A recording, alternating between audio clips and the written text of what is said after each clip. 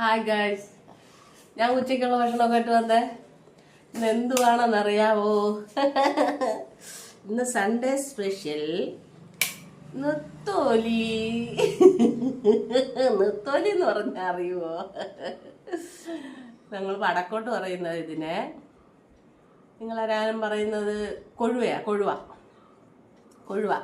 ചൂട എന്ന് പറയുന്നത് ഇവിടെ കോന്നത്തോലിക്കാണ് കേട്ടോ. ഇത് നെത്തോലി.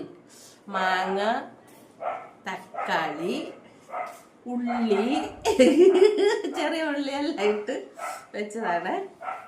ഇന്ന് നോക്കട്ടെ കൂട്ടുകാരി, ഞാൻ നെത്തോലി കൊള്ളാം, സൂപ്പറായിട്ടാ. ഉടഞ്ഞൊന്നും പോയില്ല.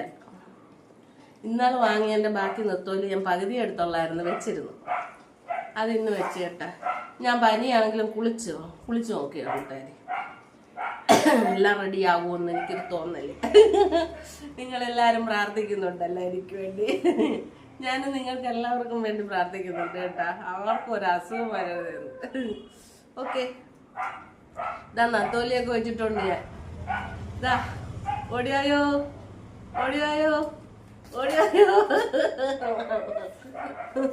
നേരെ വരൂല്ലോ കൂട്ടുകാര്. ഞാൻ എത്ര വിളിച്ചാലും വരൂല്ല. ഇനി നിങ്ങൾ വിളിച്ചാലേ വരൂ.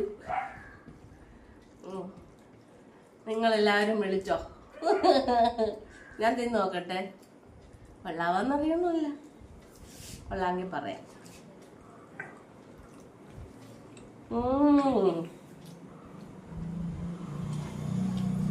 സൂപ്പർ കേട്ടോ.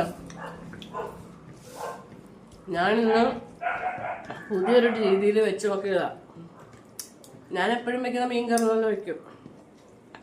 ഇന്ന് ഞാൻ എന്ത് ചെയ്യുന്ന ഇച്ചിരി നല്ല ജീരകം അരച്ച് ശകലം കൊത്തോലിയല്ലേ, ഇത് നല്ല ജീരകം കൂടെ അരച്ചപ്പം സൂപ്പർ ടേസ്റ്റ് കൂട്ടുകാര്.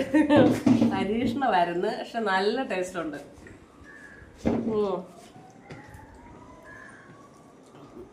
മാങ്ങ ഇട്ടിട്ടുണ്ട്, എന്നാലും മാങ്ങയ്ക്ക് അത്ര പുളിപ്പ് പോരാ. പുളിയില്ലാത്ത മാങ്ങ. അപ്പോഴും ഞാനൊരിച്ചിരി പുളിയും കൂടെ അരച്ച്. നിങ്ങളും ശകലം പുളിയും കൂടെ അരയ്ക്കണേ. മാങ്ങ പുളിയുള്ളതാണെങ്കിൽ കുഴപ്പമില്ല. ഞാനൊരു ഇത്ര നീളം, ഒരു 3 ചുളപ്പുളി, അത് കണക്കാക്കി ഒരു ചെറിയ നെല്ലിക്ക, കാട്ടുനെല്ലിക്ക അറിയാമോ, അതിൻ്റെ വലിപ്പത്തിന് പുളിയെടുത്ത് ഞാൻ അരച്ച്. പക്ഷെ സൂപ്പർ ടേസ്റ്റ് കേട്ടോ.